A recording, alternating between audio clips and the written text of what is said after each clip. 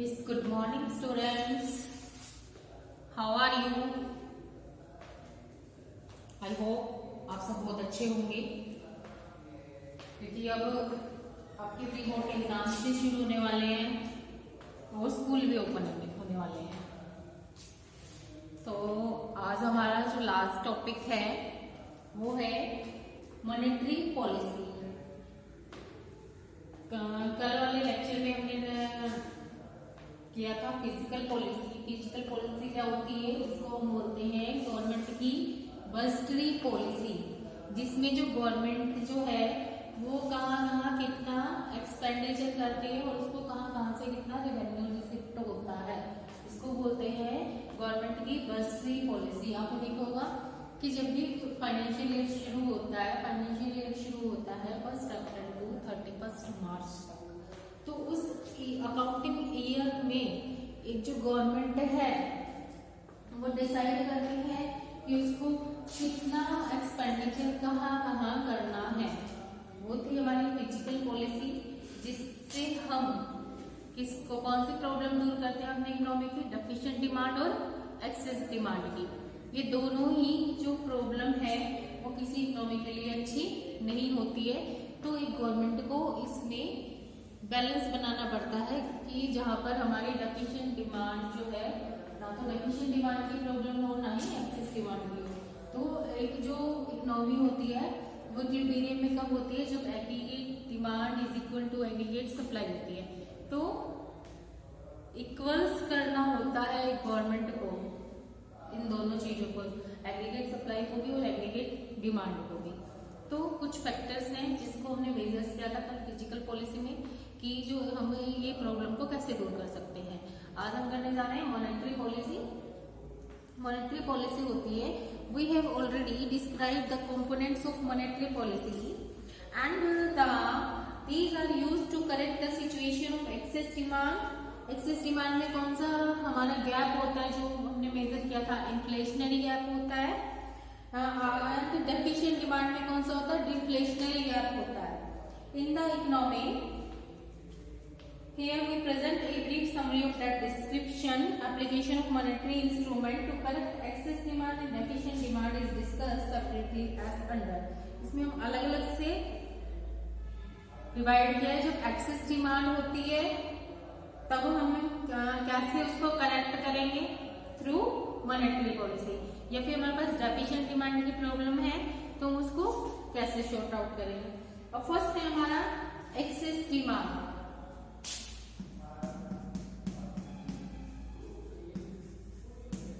Excess demand जब है तो हम मॉनेटरी पॉलिसी के थ्रू उसको कैसे शॉर्ट आउट करेंगे। फर्स्ट है हमारा, इसमें आता है bank rate and repo rate are raised by the RBI. Bank rate and repo rate,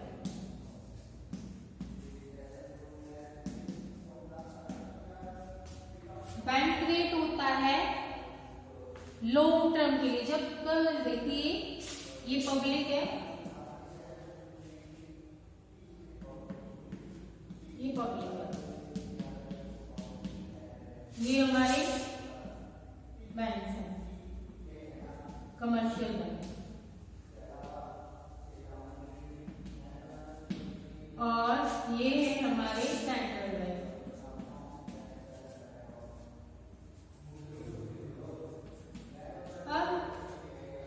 जो हमारा जो फ्लो इनकम है वो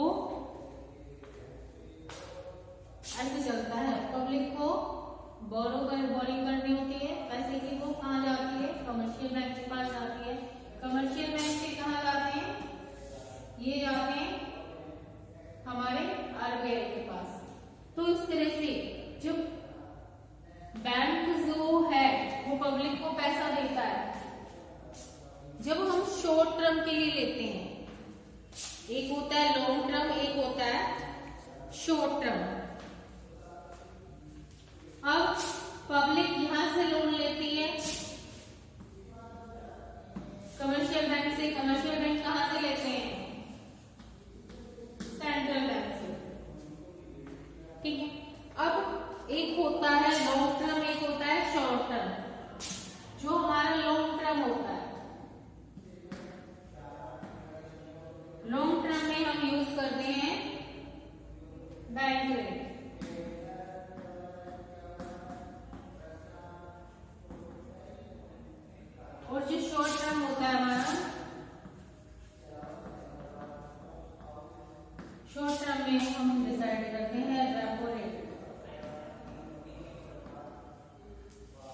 क्लियर कि जब भी हम लॉन्ग टर्म के लिए जब हम पैसा बोरो करते हैं तो बैंक जो इंटरेस्ट चार्ज करता है उसको क्या बोलते हैं, बैंक रेट। लेकिन जब शॉर्ट टर्म के लिए लोन लिया जाता है तो उसको बोलते हैं repo rate.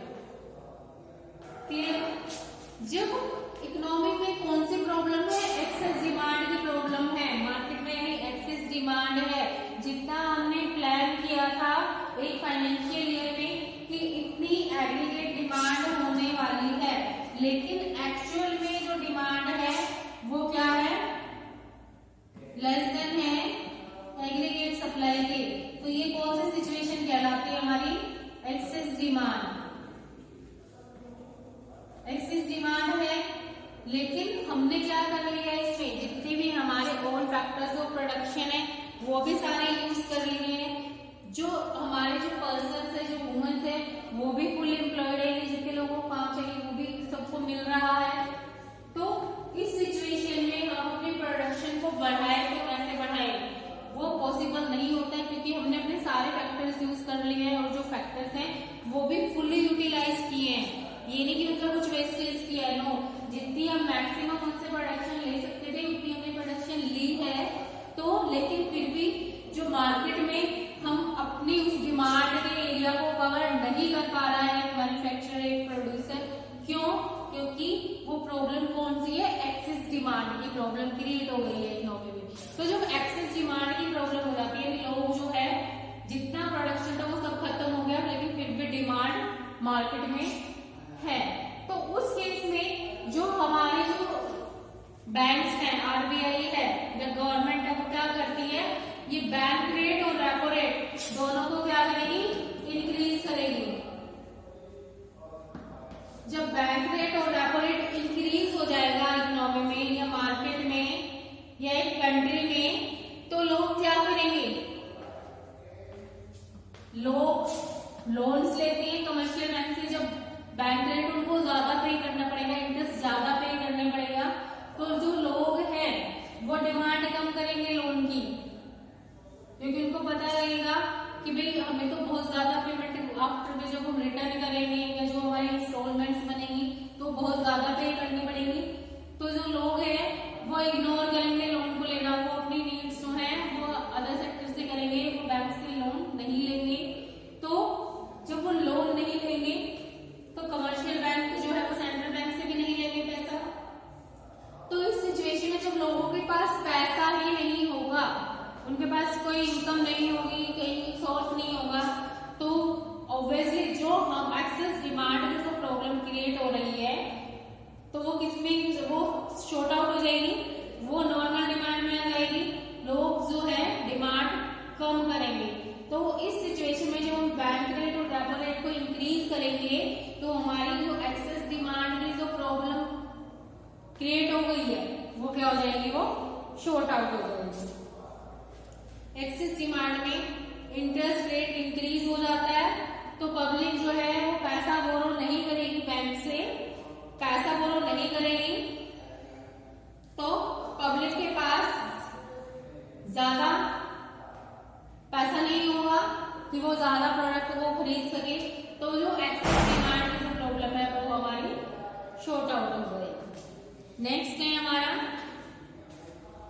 Reserve repo rate is raised by the RBI. Second है हमारा, करना पड़ेगा,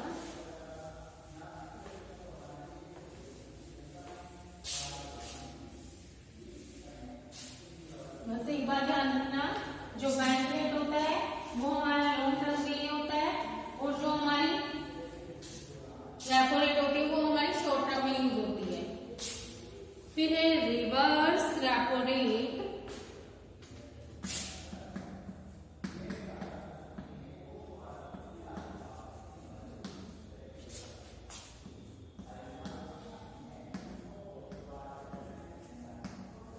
Reverse repo rate is raised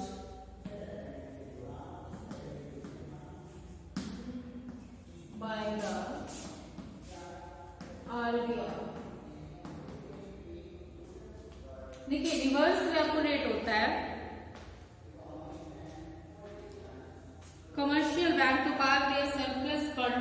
RBI. देखो हमने पढ़ा था ये पब्लिक है,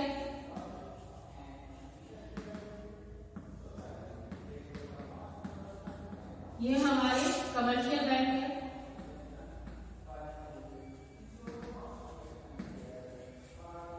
और ये हमारी आरबीआई है जिसको हम बोलते हैं सेंट्रल बैंक। ये यहाँ से पैसा लेते हैं और ये यहाँ से लेते हैं। क्लियर है?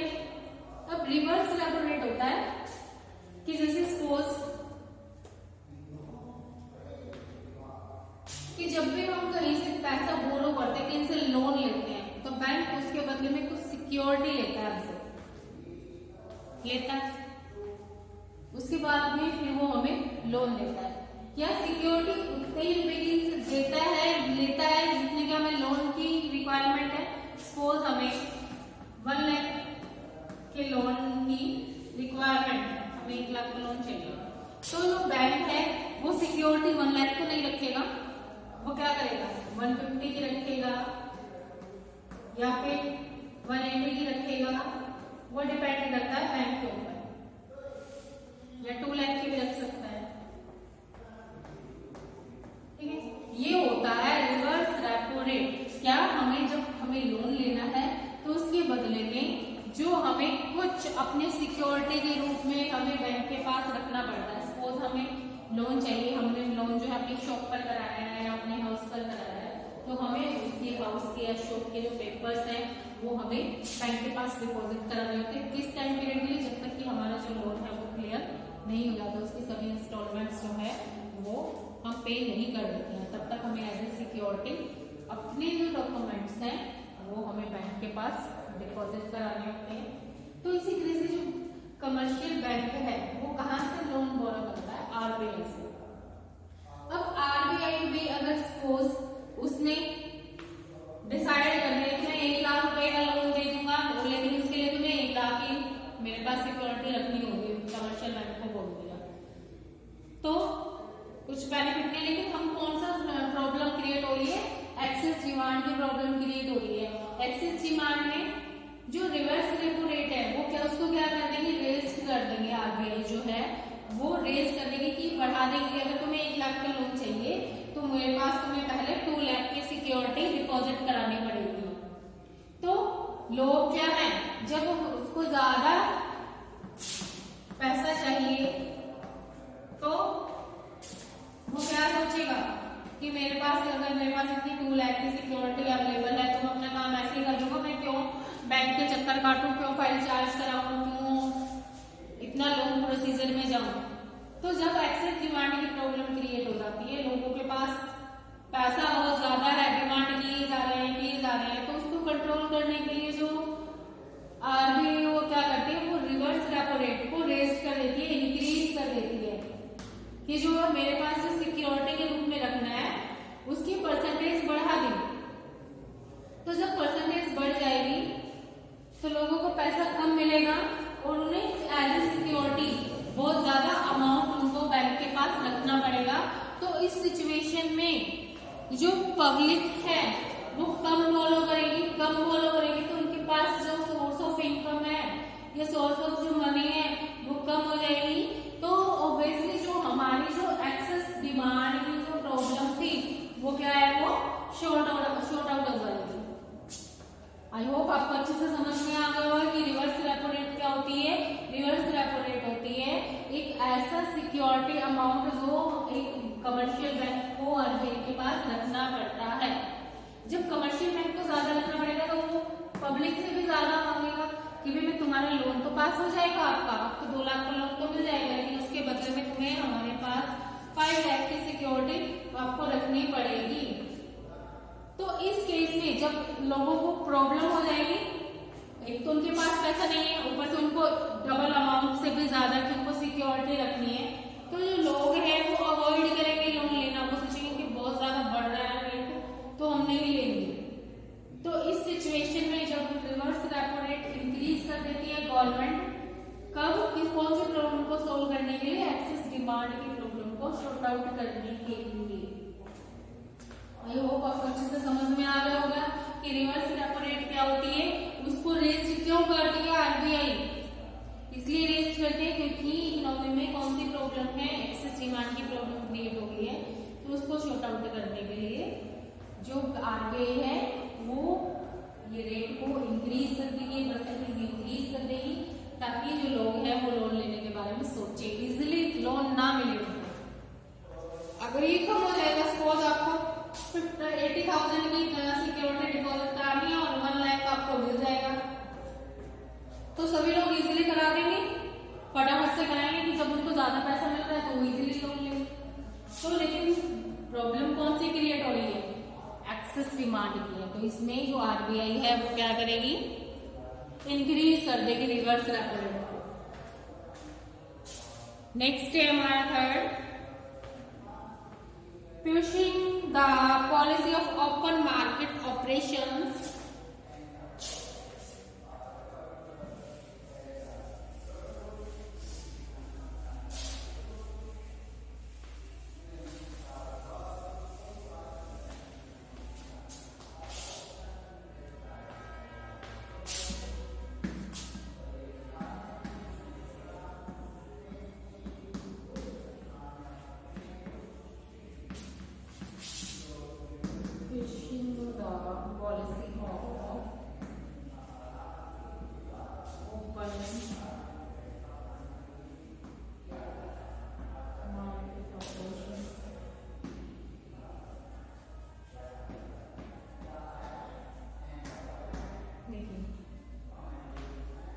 In case of excess demand, securities are sold by RBI to shock liquidity. जो RBI है वो क्या करती है, सिक्योरिटीज को सेल करती है, यानी कुछ भी ऐसे में निकाल देते हैं, प्रोमिसरी नोट्स वगैरह इस तरह कुछ निकालते हैं जिससे जो पब्लिक है उसमें पैसा इन्वेस्ट करती है। तो जो पब्लिक आरबीआई ने सिक्योरिटीज निकाली, ये आरबीआई, ये हमारी पब्लिक, आरबीआई ने सिक्योरिटीज सेल करी, इसको सेल करिए, पब्लिक को सेल करिए। तो पब्लिक ने पैसा किसको दिया, आरबीआई को कैश दे दिया। क्लियर।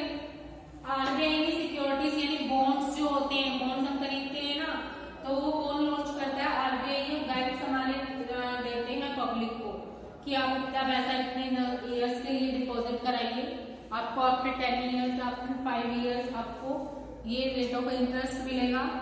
तो मतलब उनको बेनिफिट्स दिखाते हैं। तो इस केस में जो आरबीआई है वो सिक्योरिटीज को सेल करती है। फिर जो पब्लिक है, पब्लिक के पास जो पैसा था उनके पास सिक्योरिटीज आ गई और पब्लिक ने अपना पैसा किसको दे दिया, आरबीआई को दे दिया। तो इस केस में एक्सेस डिमांड में जो लोगों के पास जो एक्स्ट्रा पैसा था वो उन्होंने कहाँ इन्वेस्ट कर दिया, सिक्योरिटीज में इन्वेस्ट कर दिया है। तो अब जो एक्सेस डिमांड की जो प्रॉब्लम क्रिएट हो गई थी इकोनॉमी में, तो लोग जो है ऑब्वियसली डिमांड जो है वो कम करेंगे क्योंकि उनका जो पैसा है वो कहाँ डिपॉजिट हो गया, सिक्योरिटीज में हो गया। तो जब आरबीआई जो है वो इस तरह की सिक्योरिटीज ओपन मार्केट में सेल करती है, सेल करने से जो लोग जो एक्सेस डिमांड की जो प्रॉब्लम क्रिएट हो जाती है वो हमारी क्या हो जाएगी, वो सोल्व हो जाएगी। तो ये थी हमारी pursuing the policy of open market. लेकिन नहीं है, जो लोगों की लिक्विडिटी होती है, लोगों के पास जो ऑलरेडी कैश में अवेलेबल होता है वो खत्म हो गया पब्लिक से, वो कहाँ चला गया, आरबीआई में है। फिर है CRR is raise to lower credit creation और है सीआरआर जिसको हम बोलते हैं cash reserve ratio is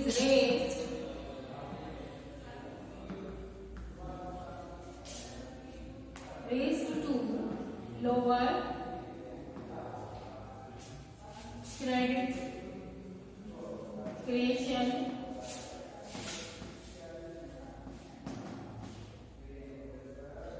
capacity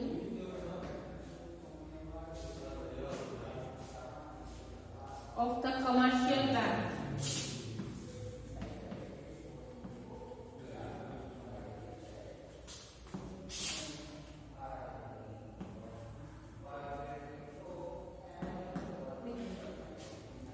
CRR होता है हमारा कैश रिजर्व रेशियो। पब्लिक जो है वो कहां से बोरो करती है? कमर्शियल बैंक से। कमर्शियल बैंक कहां से बोरो करते हैं? RBI से। अब यहाँ पब्लिक नहीं लेंगे, यहाँ पर हम लेंगे कमर्शियल बैंक। ये कमर्शियल बैंक है, ये हमारी RBI है। अब जो RBI है वो ऐसे ही बैंक को पैसा नहीं देता, उसके बदले में वो कुछ रिजर्व रखता है अपने पास एज ए सिक्योरिटी। तब RBI जाके पैसा देता है।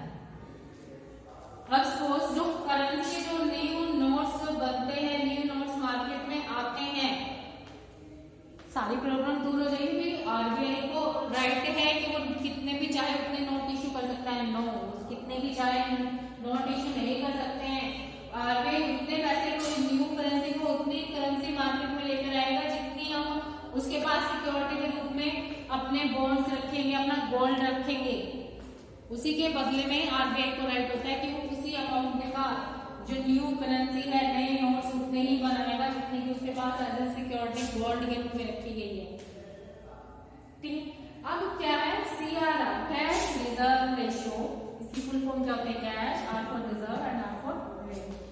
कि एक परसेंटेज होती है, सपोज 100% अगर हमें लोन चाहिए तो ये परसेंटेज जो है 60 की है।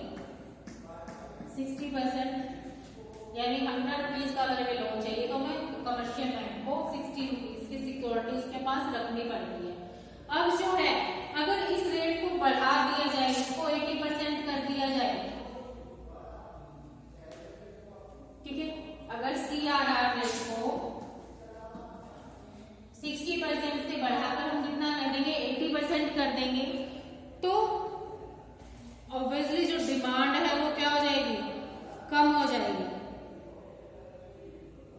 जब डिमांड हमारी कम होगी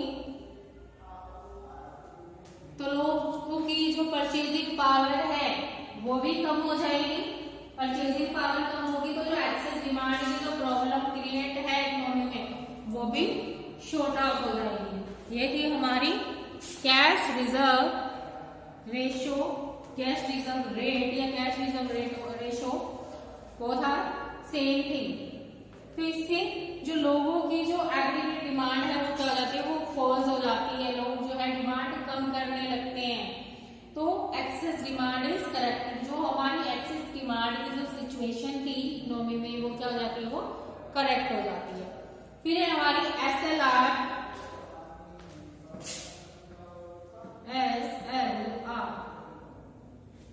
is raised। इसमें सारे रेट्स देखो, अब इसमें बैंक रेट भी इंक्रीज हो रहा है, रेपो रेट भी इंक्रीज हो रहा है, रिवर्स रेपो रेट भी इंक्रीज हो रहा है, ओपन मार्केट सिक्योरिटीज में हम ज्यादा सेल कर रहे हैं, CRR में इंक्रीज हो रहा है, SLR में इंक्रीज हो रहा है, सारी चीजें इंक्रीज हो रही है। कौन से केस में? जब एक्सेस डिमांड की प्रॉब्लम क्रिएट हो गई है। तो SLR होता है स्टेटलरी लिक्विडिटी रेशियो। इसको हम बोलते हैं it's given the warning signal to the commercial bank to maintain healthy cash reserve with themself. SLR होता है, देखो ये तो होता था, CRR होता था जब उसको कमर्शियल बैंक को RBI को डिपॉजिट करना होता था, वो परसेंटेज होती थी हमारी CRR की। लेकिन ये होता है जो बैंक ही अपने पास रखते हैं एज ए लिक्विडिटी के रूप में, वो RBI को नहीं देते। इसमें सपोज पहले बैंक जो थे वो पब्लिक को पैसा जब देते थे तो वो एज ए सिक्योरिटी 60% लेती थी। यहाँ पर पब्लिक ले लीजिएगा, पब्लिक को पैसा दे रहा है कमर्शियल बैंक, लेकिन पहले कितना रखता था? 60% रखता था। अब जब वो लोन दे रहा है तो अपने पास वो कितना रख रहा है? 80% रख रहा है। ऐसा लगता है जो कमर्शियल बैंक खुद अपने पास रखते हैं सिक्योरिटी।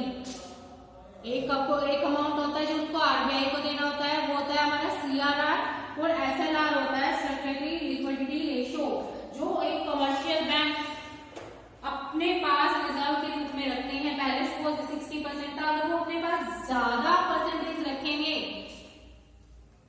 रिजर्व की तो क्या होगा, वो पब्लिक को कम पैसा देंगे, पब्लिक के पास पैसा कम जाएगा, तो जो एग्रीगेट डिमांड थी वो करेक्ट हो जाएगी, वो सिचुएशन जो है वो हमारी शॉर्ट आउट हो जाएगी। फिर है हमारा मार्जिन रिक्वायरमेंट, 6 है हमारा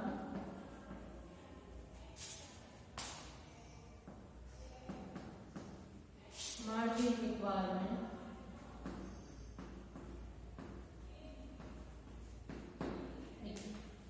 Margin requirement, minimum down payment that a borrower is required to make a percentage of his loan from the commercial bank.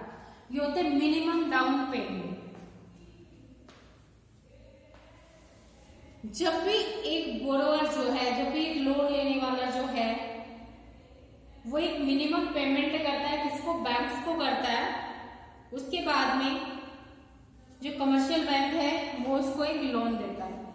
अगर हम ये मिनिमम डाउन पेमेंट की जो सिचुएशन है, ये इसकी जो परसेंटेज है, अगर हम इसको इंक्रीज कर दें कि भाई मिनिमम आपको पहले 60% सिक्योरिटी रखकर आपको लोन मिल जाता था, लेकिन अगर ये मार्जिन रिक्वायरमेंट जो है वो 60 से बढ़ाकर हम अगर 120 रख दें कि 100 का लोन आपको तब मिलेगा जब आप 120 की मिनिमम डाउन पेमेंट की एज ए सिक्योरिटी हमारे पास रखोगे, तो उस कंडीशन में जो पब्लिक के पास जो पैसा है वो क्या हो जाएगा, उसकी कमी हो जाएगी। तो जो एग्रीगेट डिमांड की जो प्रॉब्लम थी वो क्या है, जो एक्सेस थी एग्रीगेट डिमांड वो क्या हो जाएगी, वो करेक्ट हो जाएगी।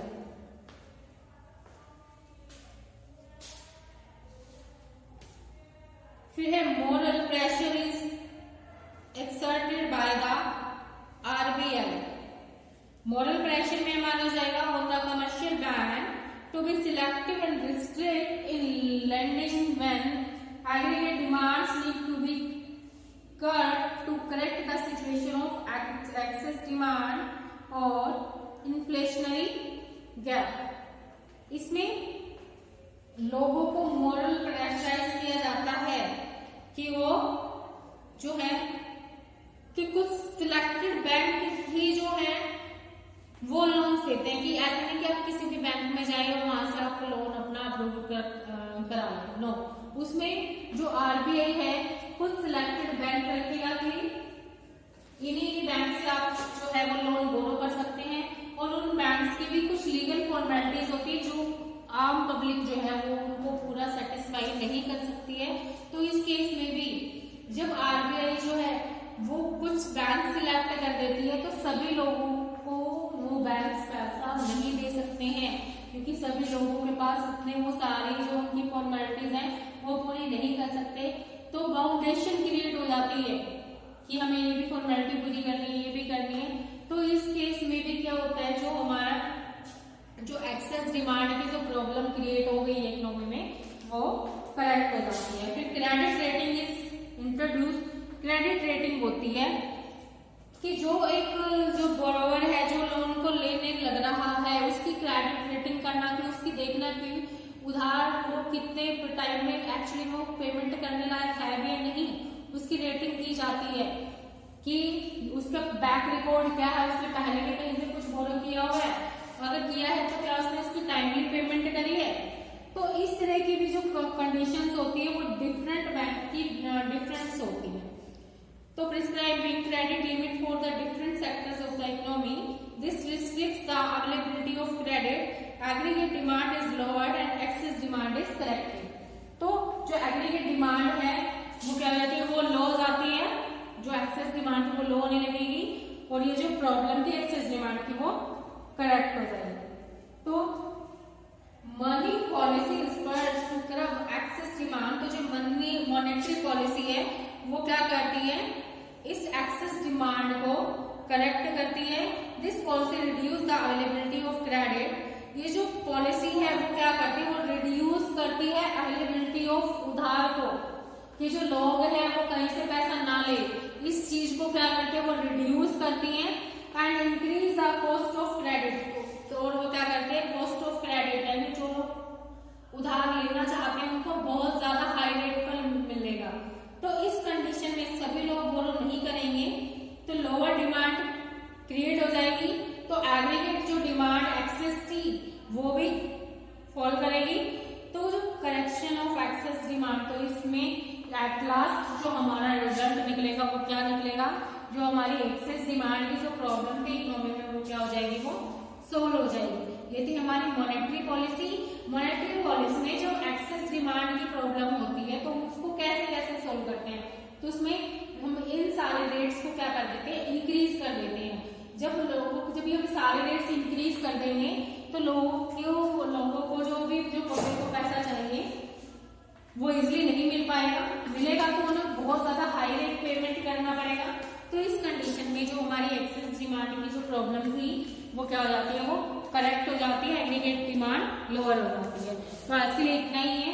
कल के लेक्चर में हम करेंगे कि जो डेफिशिएंट डिमांड होती है डेफिशिएंट डिमांड को हम मॉनेटरी पॉलिसी के थ्रू किस तरह से करेक्ट करेंगे। आई होप आपका इसका जो वीडियो है इसमें अच्छे से समझ में आ गया होगा कि एक्सेस डिमांड की प्रॉब्लम को एक मॉनेटरी पॉलिसी के थ्रू एक गवर्नमेंट जो है वो कैसे मैनेज करती है, कैसे उसको बैलेंस में लेकर आती है।